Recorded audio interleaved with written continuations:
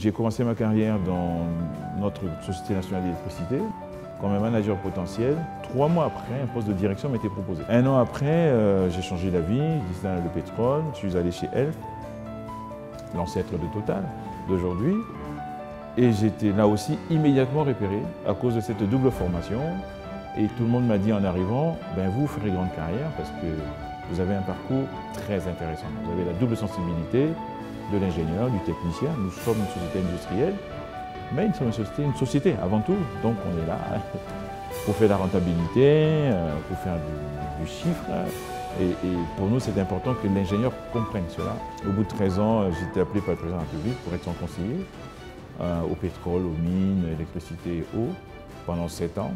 1 an après, j'ai eu la lourde charge de créer la nouvelle Société nationale de pétrole, une société qui est devenue la plus importante du portefeuille public aujourd'hui. J'en étais le PDG pendant 6 ans.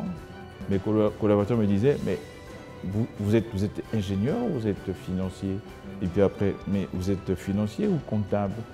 J'ai passé 70% de mon temps à négocier des montages financiers, des contrats de trading, à réorganiser la société. Nous étions une société un peu monolithique quand on l'a créée.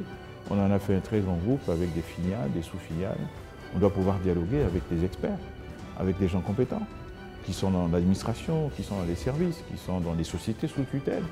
Et on doit pouvoir dialoguer avec eux, on doit pouvoir proposer une stratégie, une politique sectorielle, comme si on a fait ça toute sa vie. Et sinon, on perd toute crédibilité. Donc on doit, d'une manière ou d'une autre, être crédible dans l'expertise que doit incarner ce ministère. Et donc c'est important qu'on ait un passé d'expert. Mais en même temps, on est un manager.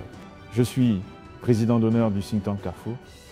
Depuis sa création en 2016, sous mon impulsion, Carrefour s'est affirmé comme un espace de réflexion stratégique, un laboratoire d'idées au service du continent africain.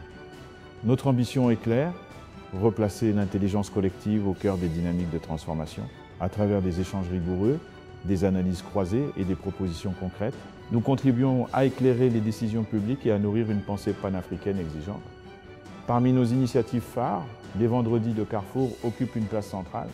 Ce grand rendez-vous annuel, organisé chaque mois de décembre, réunit des personnalités de haut niveau, universitaires, décideurs, entrepreneurs, diplomates et acteurs de la société civile autour d'une thématique majeure. Les conclusions issues de ces débats sont mises à la disposition des institutions et des partenaires pour accompagner les politiques publiques.